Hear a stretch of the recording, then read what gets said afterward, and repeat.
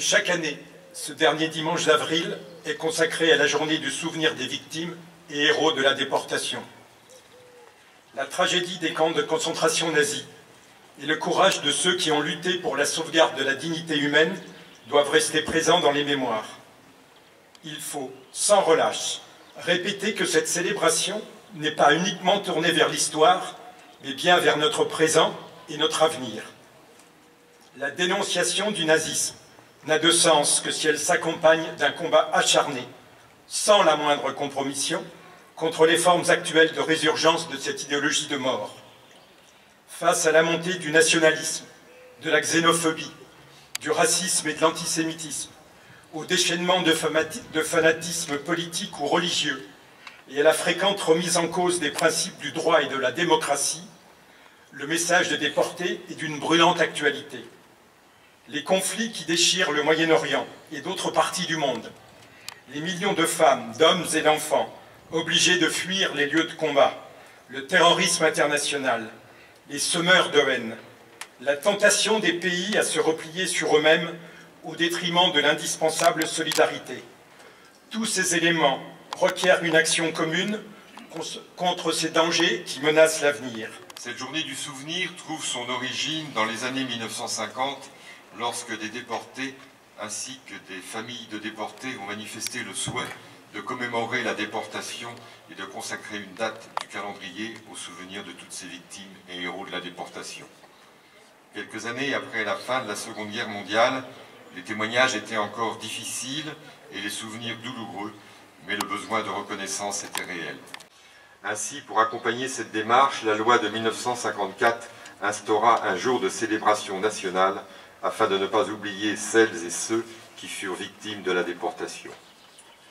Aujourd'hui, dimanche 30 avril, en cette journée nationale de la déportation, nous sommes réunis pour nous souvenir du martyre de tous les déportés, hommes, femmes, enfants, juifs, résistants, homosexuels, tziganes, communistes, opposants politiques, chrétiens, athées, tous ceux qui n'entraient pas dans le champ de la normalité, la nazie. La déportation, si elle était connue de quelques-uns, fut révélée dans toute son horreur au début avril 1945 par les Américains qui ouvraient les camps. Lorsque les Alliés entrèrent dans les camps de concentration nazis, ils prirent brutalement conscience de cette réalité tragique. En 1945, les populations civiles découvrent elles aussi l'horreur des camps sans mesurer l'ampleur du génocide. Interloqué, le monde saisissait soudainement la sombre réalité de l'implacable mécanique de déportation, l'ignoble et effroyable barbarie d'un système d'État dont l'idéologie reposait sur l'oppression, la répression, les exactions et l'extermination subie par des millions de victimes envoyées à la mort. Cette masse humaine fut soumise aux pires tortures, à la famine, au froid, à la vermine, subissant des travaux épuisants et de sadiques représailles, et pour plus de 7 millions, la mort. Marqués par l'effroyable épreuve, les rescapés ne parviennent pas à dire l'indicible. En effet, tout dans ce traumatisme appelle au silence. Silence des survivants, silence du recueillement, de l'introspection et du souvenir. Car que valent les mots face au bruit des trains de marchandises, aux souffrances, aux tortures, aux expériences eugénistes dont beaucoup de cobayes furent des enfants, aux chambres à gaz, aux fours crématoires, aux charniers. On vit d'autres génocides, tous épouvantables, dressés dans un climat de violence soigneusement entretenu par tous les intégrismes, qu'ils soient philosophiques, politiques, religieux. C'est bien pourquoi la journée que nous célébrons est si importante. La sombre période de la déportation éclaire d'une lumière crue la question de l'ouverture à l'autre. Certes, elle met aussi au jour la résignation et l'indifférence du plus grand nombre.